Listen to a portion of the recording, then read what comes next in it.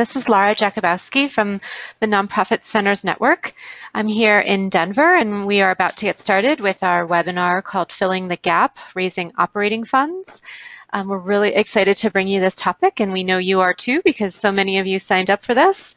So thank you all and welcome. We're going to just slowly get into our introductions here as everyone starts signing in. So Katie Edwards is here with me in Denver. We want to just remind our members that you are getting this webinar for free as part of your membership in NCN, and we thank you for that.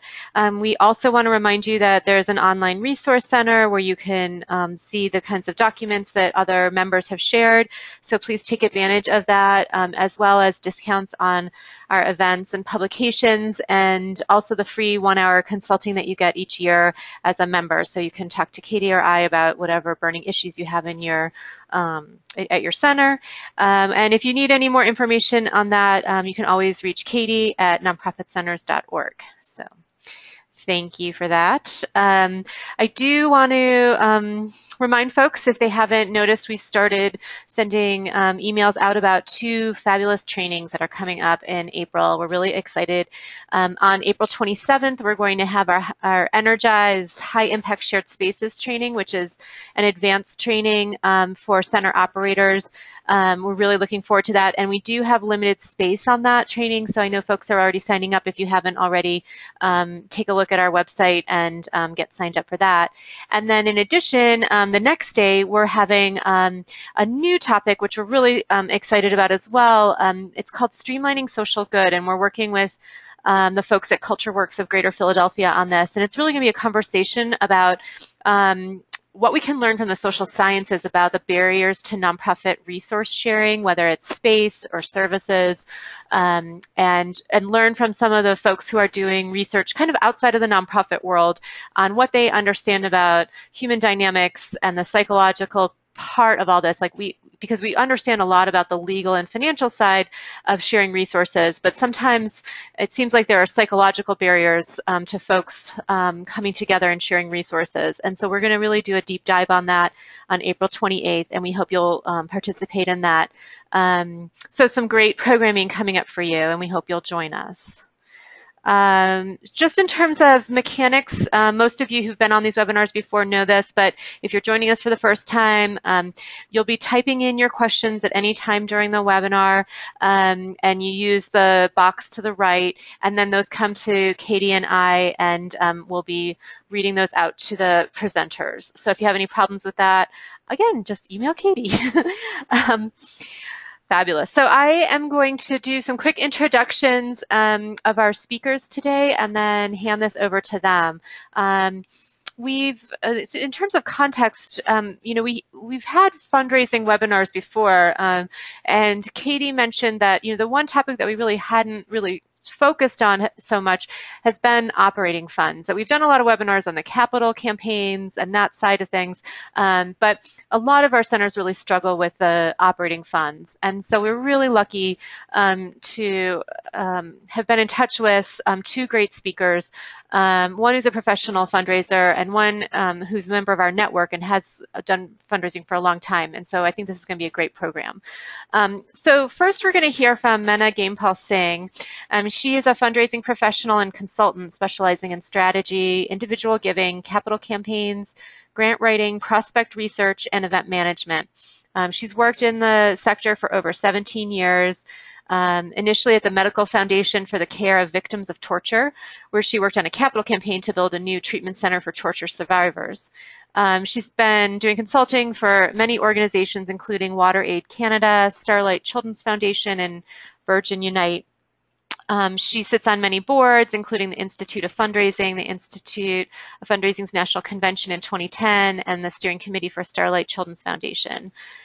She's delivered training internationally on strategy, major gifts, board development, and engagement.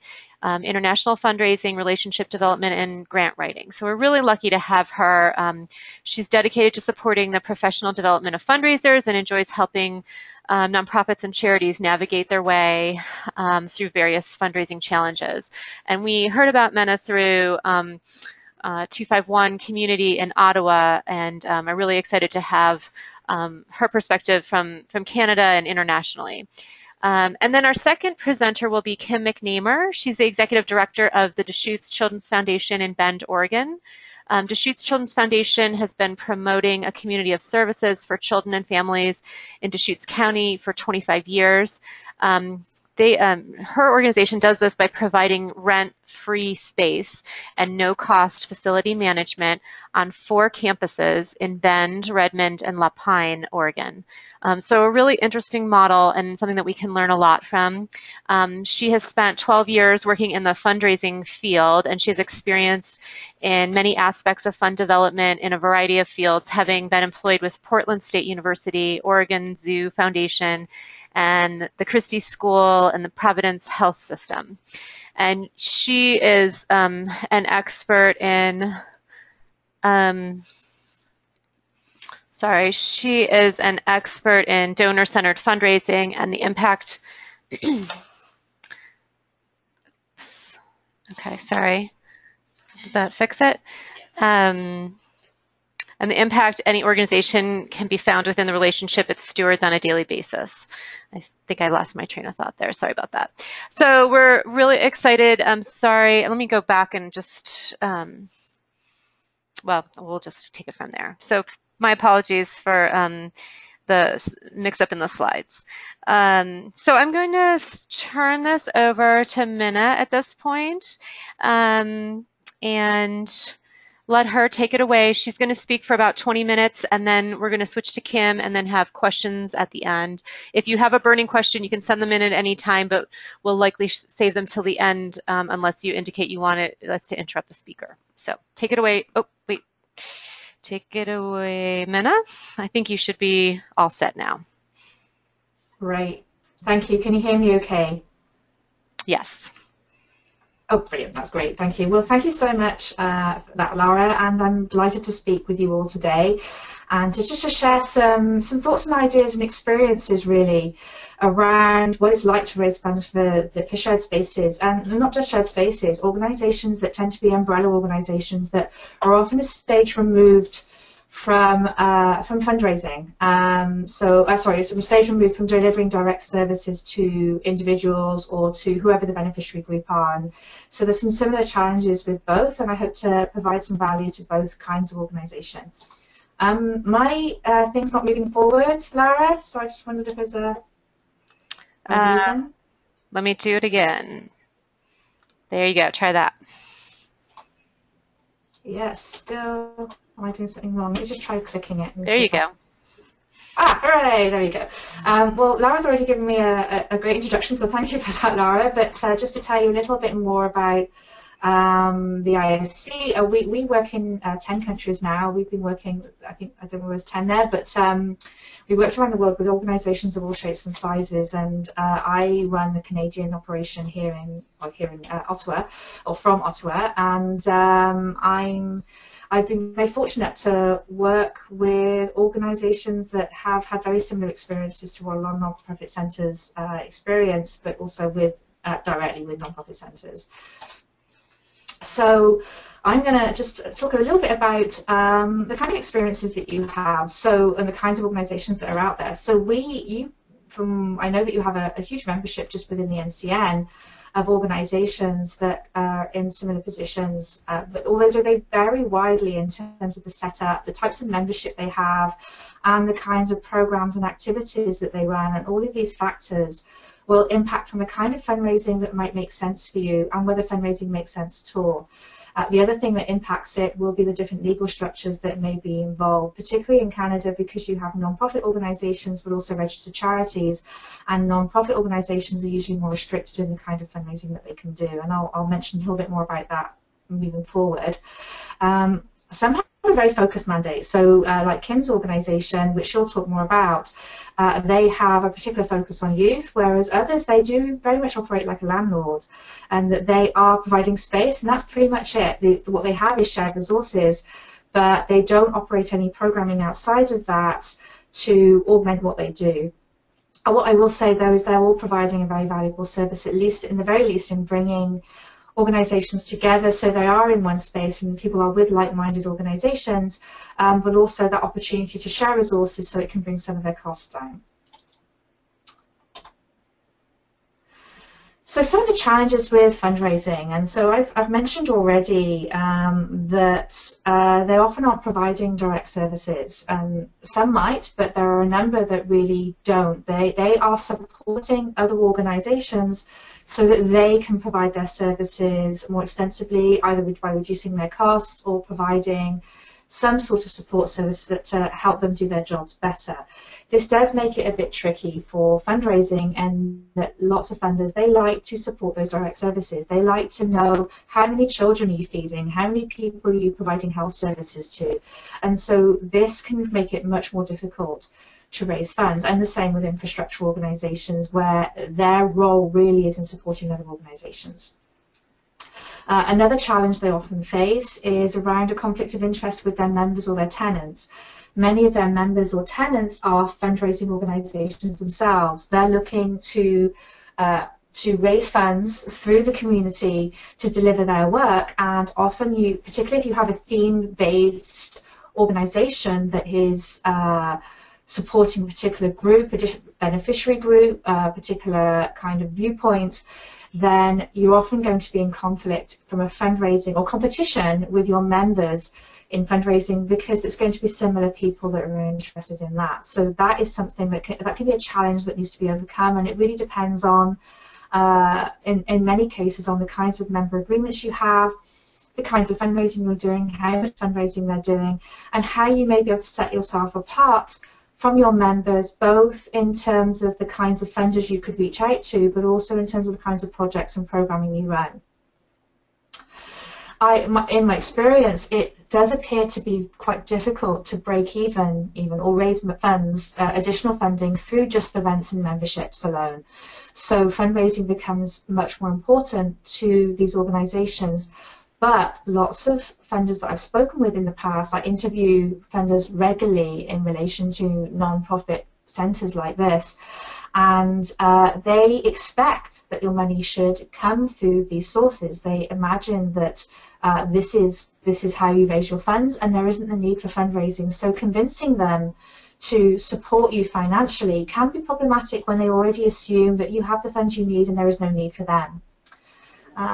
The other thing to think about is whether you need to be fundraising driven or business development driven, and again this could feed into the issues around whether funders feel they want to approach you because they actually see you as a business. They see maybe a non-profit business, maybe a social enterprise, but they see you as a business all the same rather than a cause. So that's some work often has to be done to convince funders that you are a cause in yourself, and that maybe you need to be raising additional funding through fundraising as opposed to just your business development.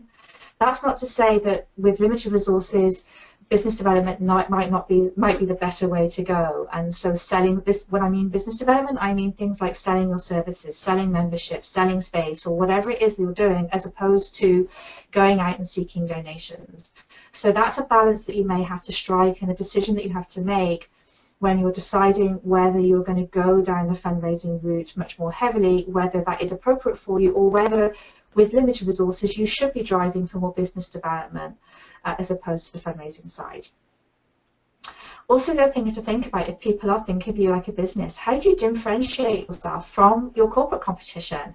There are plenty of landlords out there that may decide that they want to compete with you. I've known organisations that have been for profit.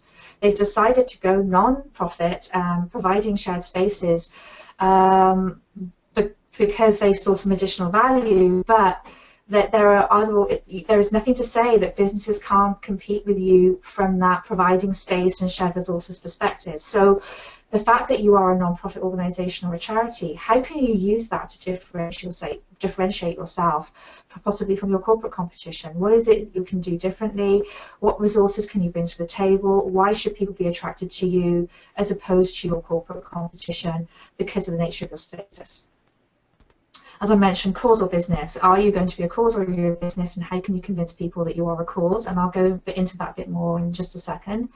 But then again, thinking about the impact of the legal structure and what kind of fundraising you can do. So when I say in Canada, non-profit organisations, they can struggle to raise funds from foundations because they may not be eligible for many of them. They can't issue tax receipts, and so this can affect their ability to fundraise in some ways. So I'm just going to grab a drink of water just a second.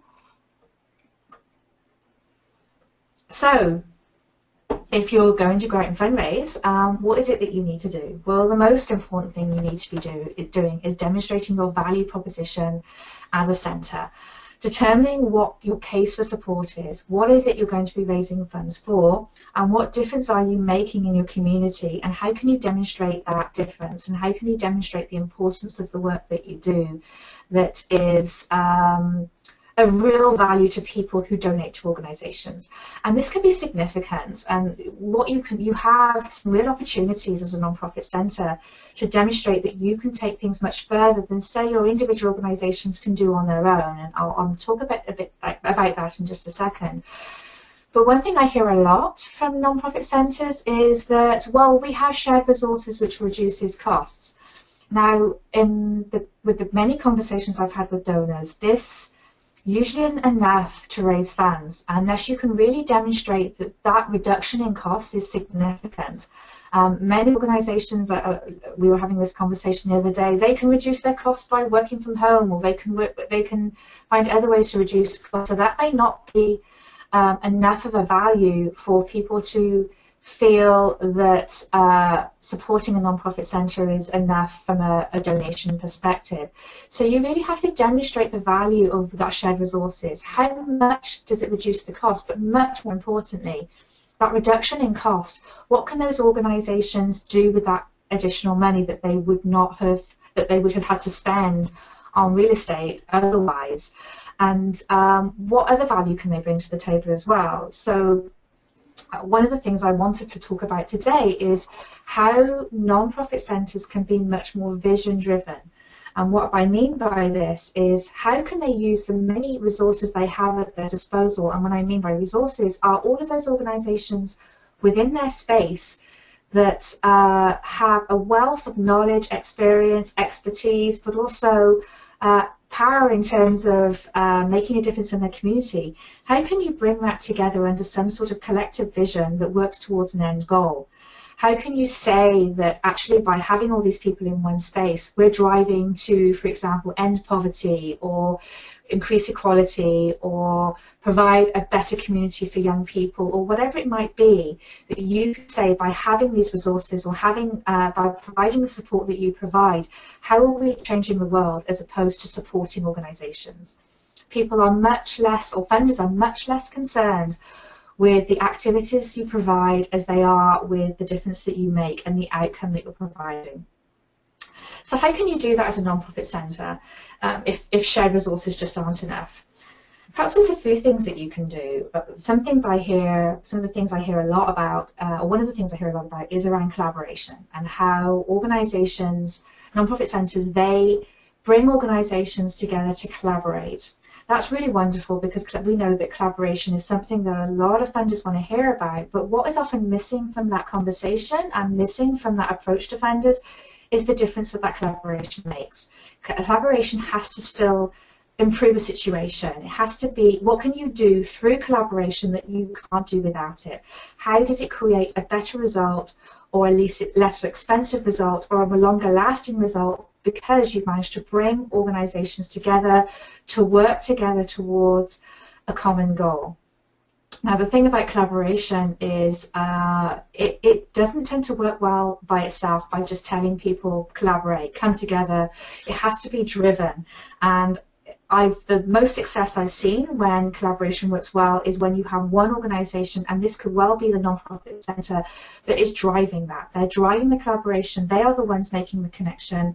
They are the ones working out what the outcomes they want to achieve are, what they might be, and how the different partners in that collaboration, and they could be your members or your tenants within your space, how can they support that collaborative effort, and how do you measure the impacts of that? And as I say, this often works better when you have one organization or one person driving that activity, because otherwise you're expecting too many different mindsets to know exactly what needs to happen when, and that keeping everything on track. So really think about, if you're thinking of more of a collaborative approach, how are you making that happen? How are you using that collaborative effort towards a particular goal? So for example, you could be running a project where you want to increase understanding with the community over a certain issue. It could be poverty related, it could be, I've known a great project actually where it was around violence against women, and what they had several organizations coming together, and they all had a different perspective or different piece of the pie in terms of how they were driving towards this common goal. And the fact that they had so many great minds coming together but being driven by the core organization, or the lead organization, which was this nonprofit center, they were able to have a deeper conversation. They were able to bring in a broader audience, and they were able to find a much more transformational impact to the answer to one of the issues that the community was really caring about.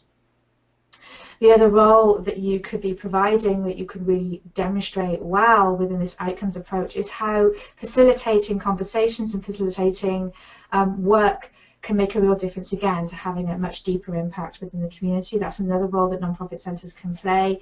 And but also running your own programming. What programming can you run yourself to drive towards a particular goal, and that you can seek funding for?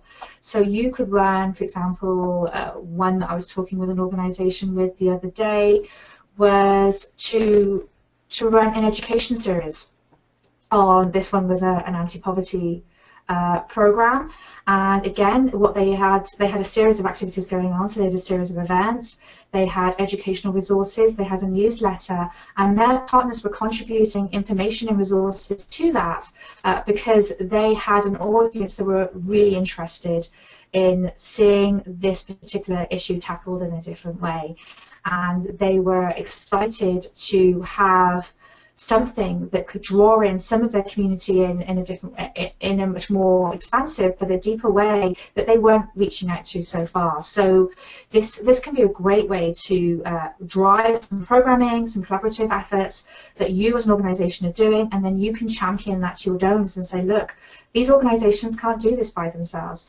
They need to have somebody spearheading this activity, and this is what we do, and we have those resources, and we have that knowledge and ability to fund this activity with us.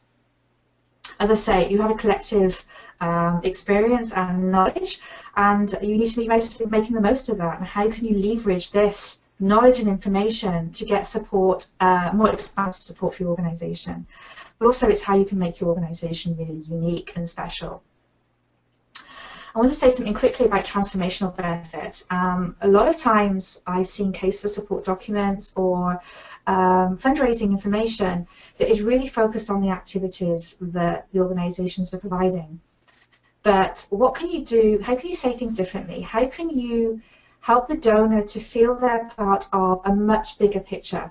And by talking about an end game that is even quite aspirational, it can really draw in some support from people who they want to make a bigger difference or a deeper difference. And some examples of this, there's one from the UK. It's actually a charity, it's not a non-profit centre, but they're a single focus one, and that was the NSPCC, so the National Society for Prevention of Cruelty Against Children. And they ran something called the Full Stop campaign, and this was about ending violence against children. Now, this is an extremely aspirational goal, but it was very, very successful. It ran for 10 years, it raised millions and millions of pounds, and the reason why I think it was so successful was because this feeling that people are coming together to work towards something that's really important. And if everyone's coming together to do this, then how far could we possibly get into meeting this goal? It shows also a hunger that donors often have excuse me, to be part of a permanent solution. Mina? Hello? I think you're breaking up there a little bit. Oh, okay. Is that better? Yeah, a little bit better. Oh. Okay, and so I anything, so I don't know. Okay, you're good. It's just fading a bit. You're good. It says audio connection restored, so I'm hoping that means it's a bit better. Yep. Great. And we have just a couple minutes left for. Okay. Yeah. Great. I will. Those are the main things I wanted to get across. But who are your potential supporters? So now that you know what your value proposition is or your case for support, who are the people who's going to care about this? Who are the people who already care about this, and why should they care? So the why should they care is what needs to be in your case for support. But also, what do they want from you? And customers and supporters will often want different things. Customers, they are looking for something in return for their funding. Supporters are looking to make a difference with their funding. So understanding the difference between those two is really important, and understanding those motivations. But also, start with the people that you know best. Figure out who they are, and what are the common factors between all your different kinds of donors. Maybe you can find more people who are the same, but also how can you deepen those relationships with those people. I'm going to quickly say something about sale of services. We are focusing mostly on fundraising today, but the other thing just to say quickly about sale of services that if you're offering a membership, you really need to think about what the benefits of that membership is. Just belonging is definitely not enough anymore. It's something that's really shifting from the membership perspective. But what is it you're offering them? Is it really worth it? And in terms of services, what are you providing to your members, but also how is your membership benefiting the community in some way? And as I was saying before, are you providing anything above real estate? Because just providing space nowadays may not be enough for a lot of our funders and even for some of your customers. So that's kind of a snapshot tour into how do you demonstrate a value for your organization. But Kim, I believe, is going to talk about fundraising. So. Fabulous. Thank you, Mina. Okay, so I'm going to move this along and switch us over to Kim. Kim, you can take it away. There you go. Okay, hello everyone. I have to say this is very odd to be just talking into my computer, so this is the first for me. So I am with Deschutes Children's Foundation, and we promote a community of services for children and families in Deschutes County. So we have more of a themed approach where all of our partners are serving children and families in some way. We provide rent-free office and classroom space to those organizations who are our partners, and we've got 4 different nonprofit service centers throughout Deschutes County. And so each one has different groups of partners, and some are partners that are in 3 of the 4, for example, like a Head Start program, early learning. Let me try and move. There we go. So, you know, it's funny as I look at this slide after Mena got done talking, or as she was talking, because I did exactly what Mena said to not do when talking with funders, which is really talking about how much we save annually for our partners, which is about $650,000.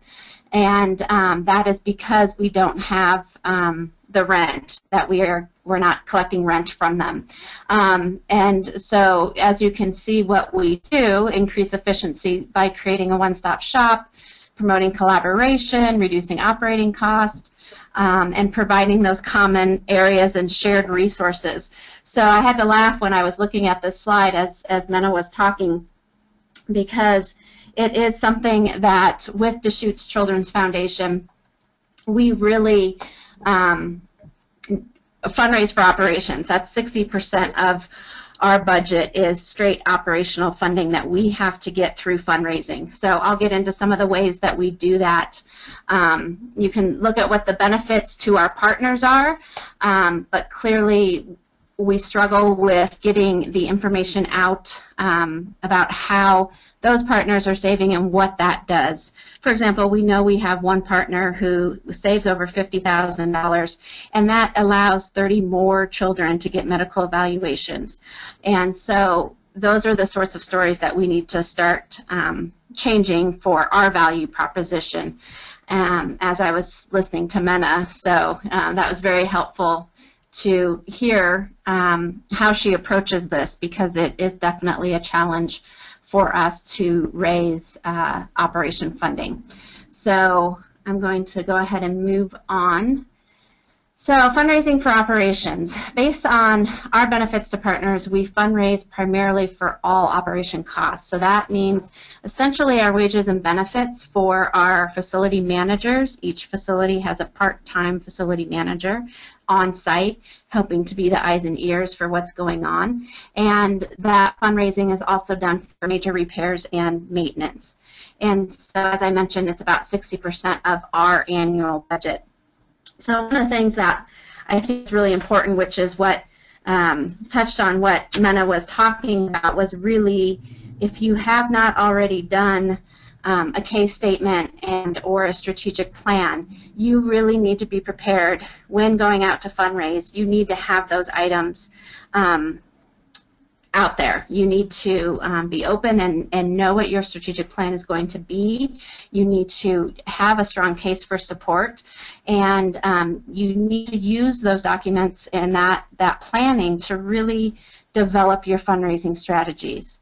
Fundraising should include a diversification in funding streams, which we'll talk about some of those different ones that Deschutes Children's Foundation does, that I think every organization, whether you're a nonprofit center or not, should have a diversified funding stream or funding mix.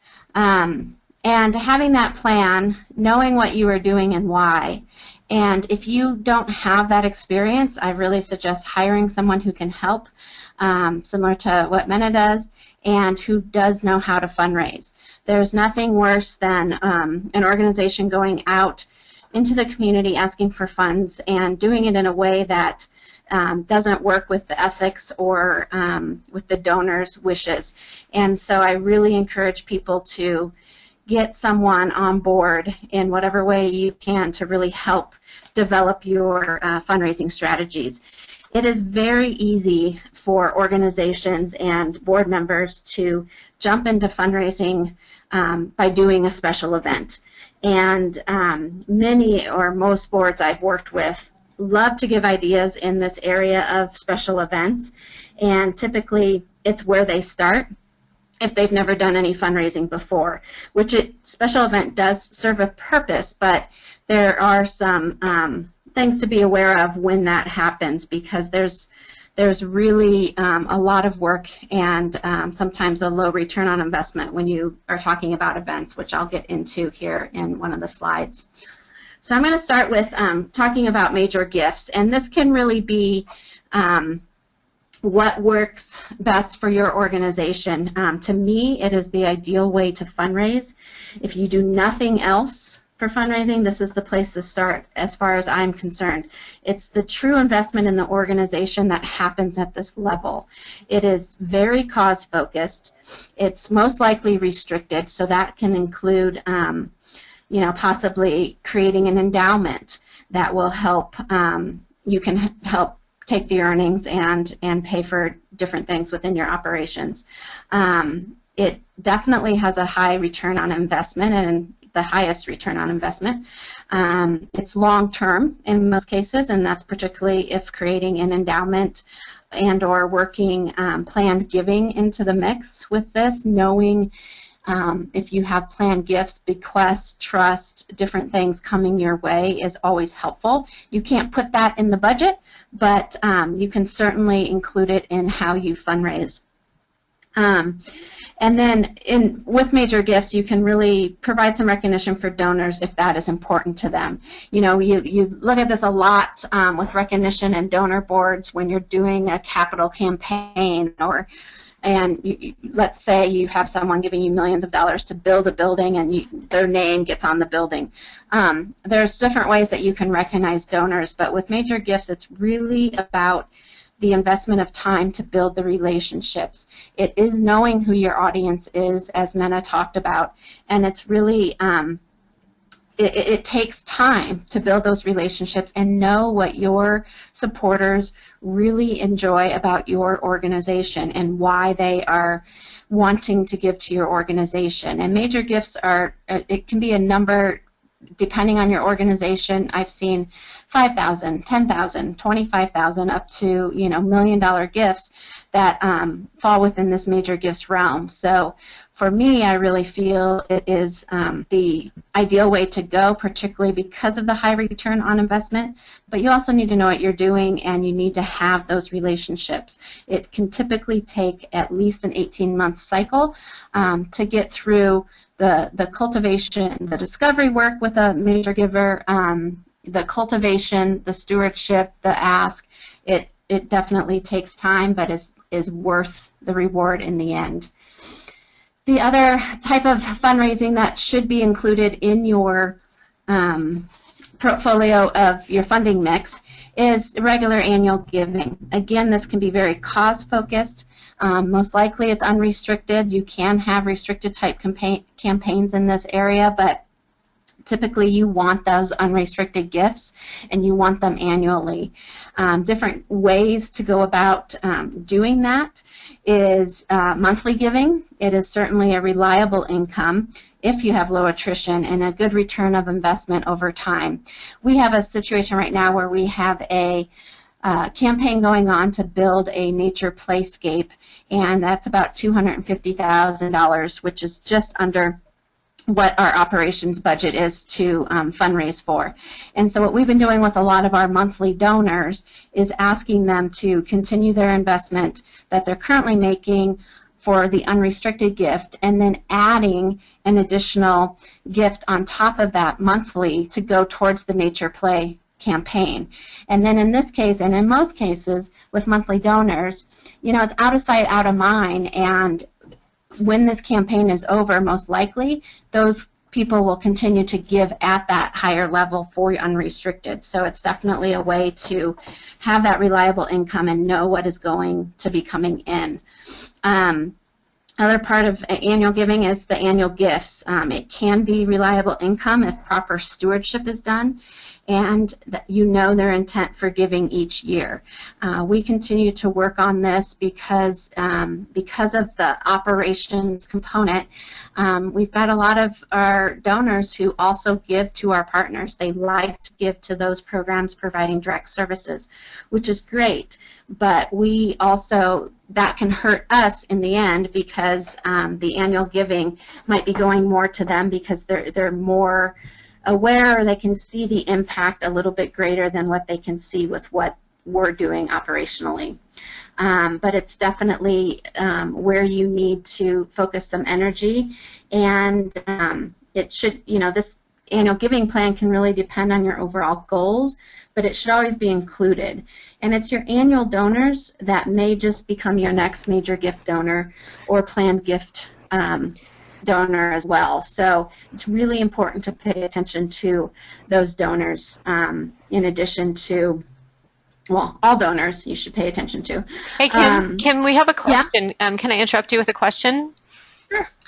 Relating to Mena's remarks on the potential conflict with tenant fundraising, how do you juggle that with your regular annual giving? It's a challenge. And when I came on 6 years ago to this position, we were very much more, I would say, quiet fundraiser. We've got United Way here in the United States, and we did not, we've never been a United Way partner because we didn't want to compete with many of our partners who get funds from United Way. We also don't get any funding from government, which some of our partners do, so we don't really go in that direction either. Since I've come on board, I think it's important to be a little bit louder in our fundraising. At the end of the day, our message that we provide to our donors is essentially by giving to Deschutes Children's Foundation, they are giving indirectly 25 nonprofit partners in the community. And we really kind of focus on the smart business model, if you will, with our annual donors to really try and work with them to understand. And when we've done campaigns, it's been interesting as well, like a capital campaign. We've really, tried to not step on the toes of our other organizations, but it can be really, it's a challenge. It's definitely a dance, and there are some organizations that you will find that, feel that it's the competition, but at the end of the day, the donors in our community who want to give to children and families, in most cases, are giving to both us and the organizations that might be our partners. Great. So, I don't know. That's great. I guess one quick follow-on question to that: do you have any documentation, like when folks become tenants? Do you have some kind of agreement, or is there, like sort of an understanding around that? No, there isn't. It's funny. We've just been having this conversation more about our relationship with partners and that they should be promoting us more as a partner of theirs. But it's really, you can't tell people not to do something, particularly when it's fundraising. That's what everyone's doing it, all nonprofits, and we can't force or we can't really make an impact in telling them how to run their operations. They're their own nonprofit 501c3, and they have their own budgets to maintain and to keep afloat. So we really work on, letting people know that their gifts to us are helping these other organizations. We're here to promote those other organizations, and at the end of the day, it's a dance we have to play, and some will just say, no, I give directly to, this partner because I want it to go directly to the direct services. So sure. It's a challenge. Great. Yeah. Thanks for taking that. Yeah, definitely. When I first came on board, and I talked to Mena about this a little bit, I envisioned some different types of fundraising events that we might be able to do together, and that competition is just enough that's there, and the logistics, people kind of take ownership of their donors, with something that you should never do. Those people in our community are donors within the community, not anyone's property, if you will. So it can be really challenging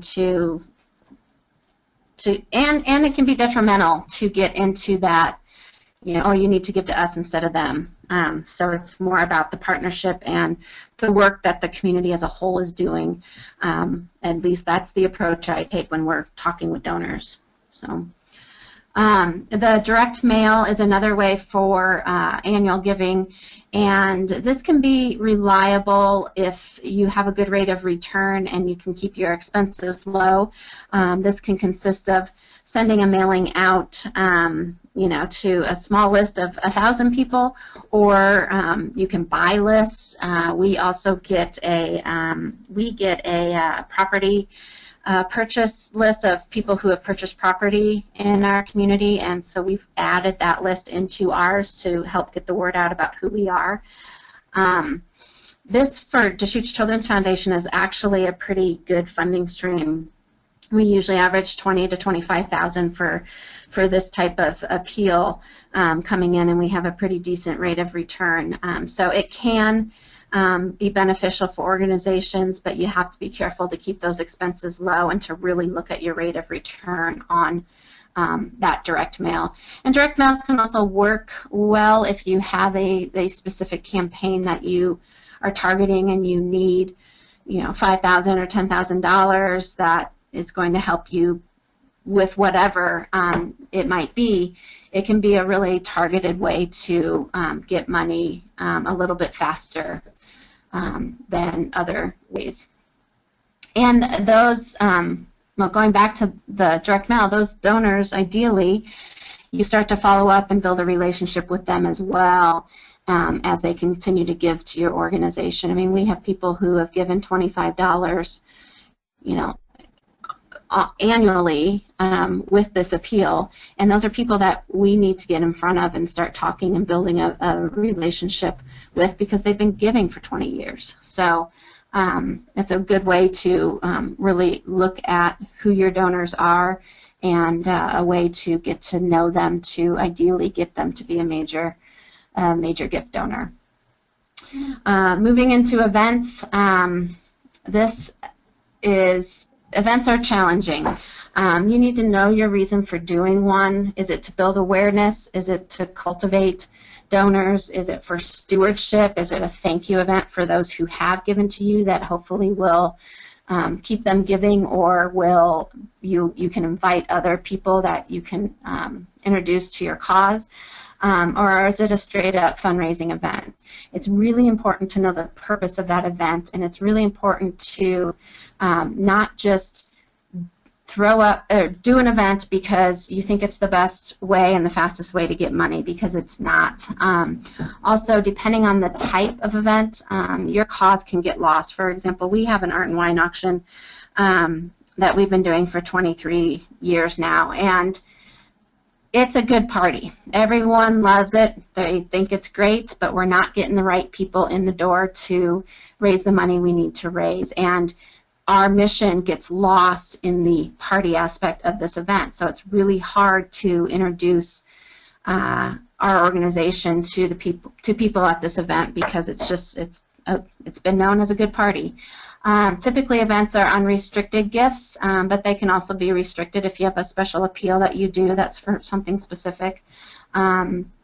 They could be run by your organization or third-party driven.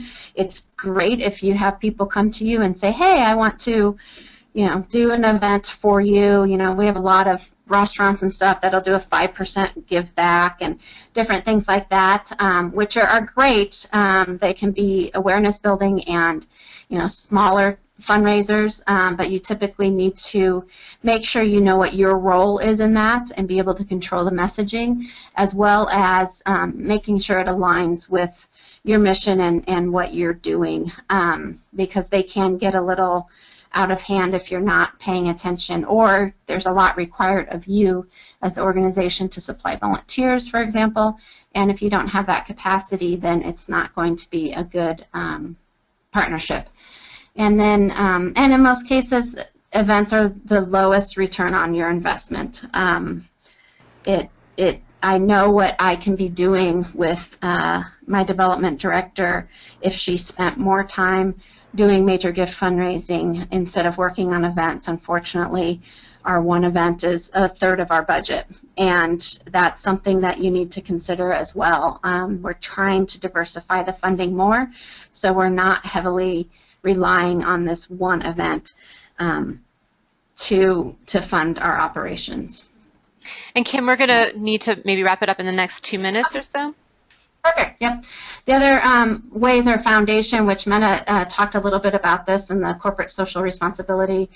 That's corporations who need to give back. They're cause focused. They're mostly restricted. There can be a high return on investment, but the timing of funds can really depend upon funding cycle.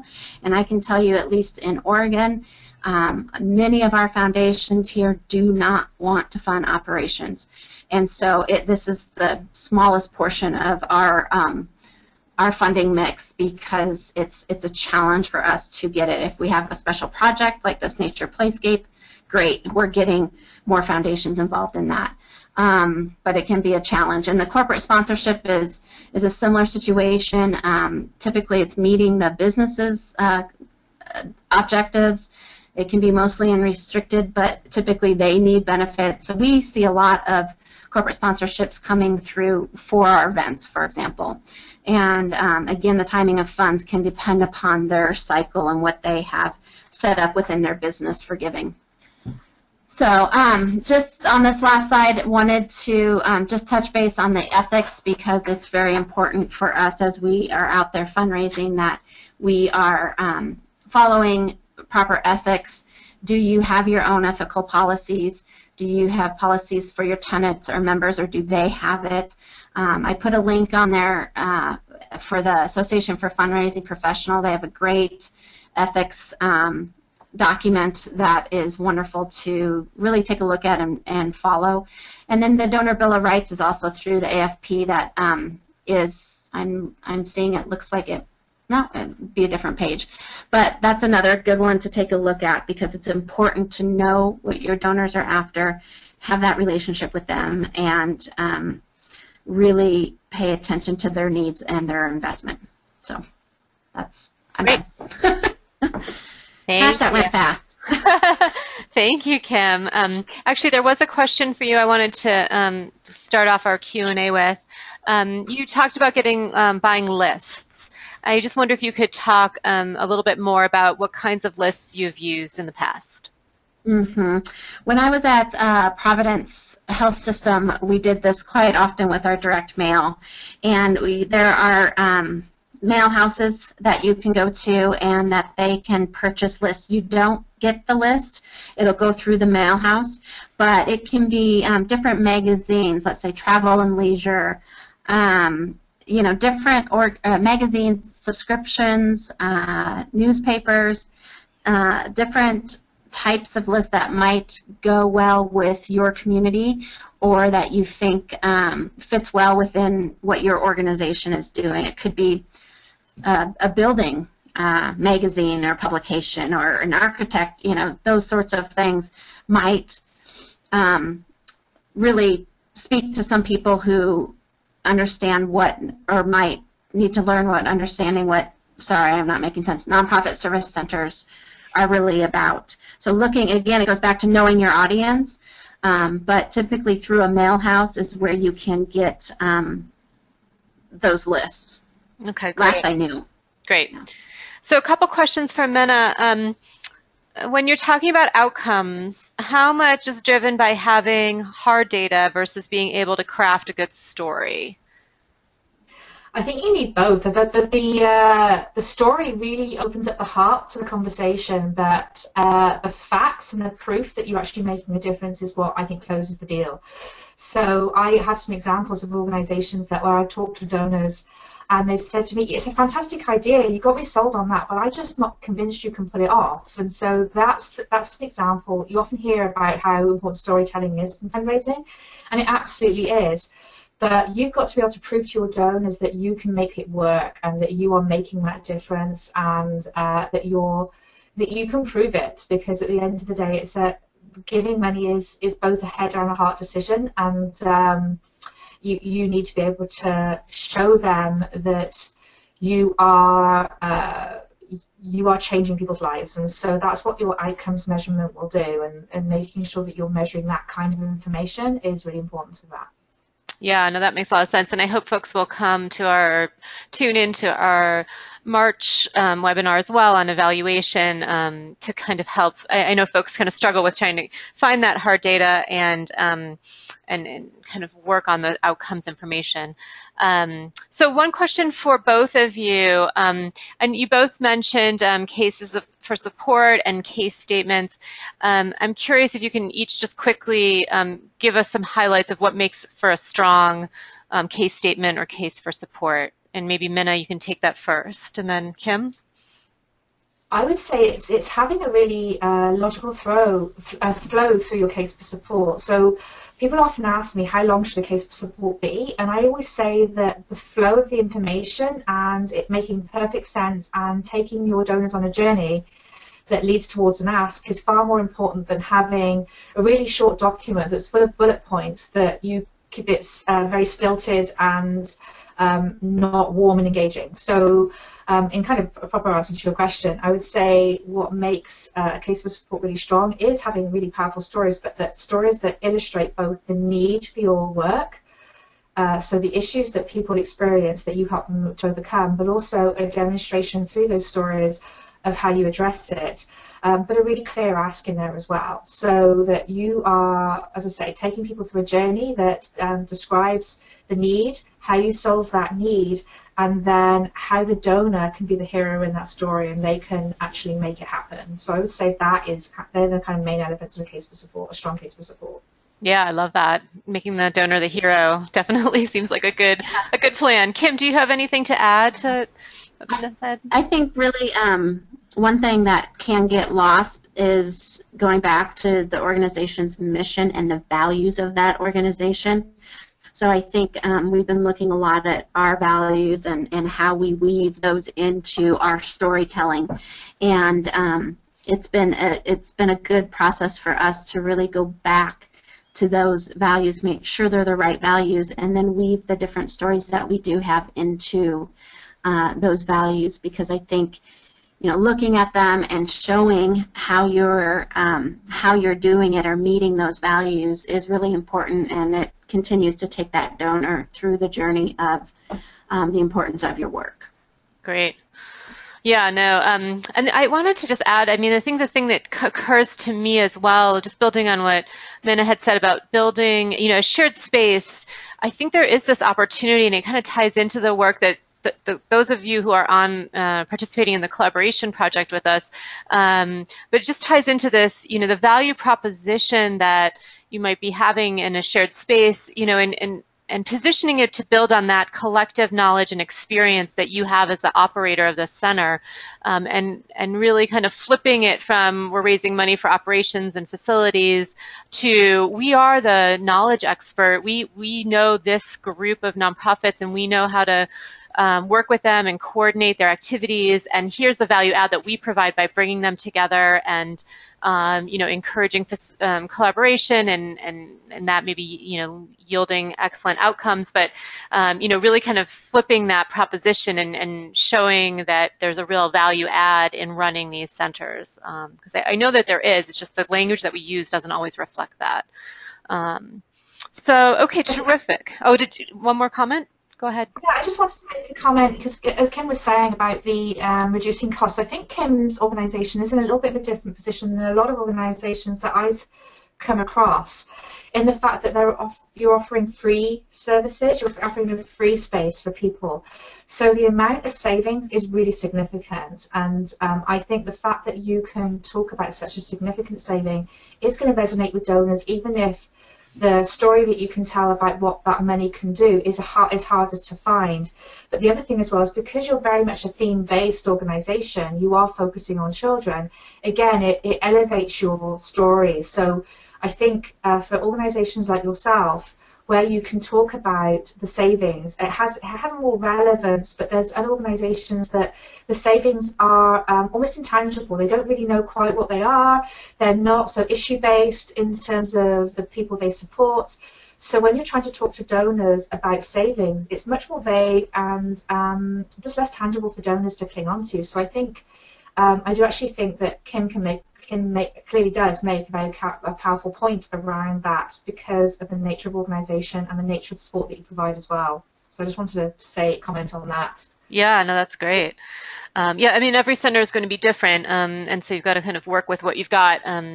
So super helpful. I want to thank you guys, both Kim and Minna, for speaking today. I think this has been a really helpful topic, and I think when we send out, we're going to be sending out the slides from this, and the recording will be available in the next week or two.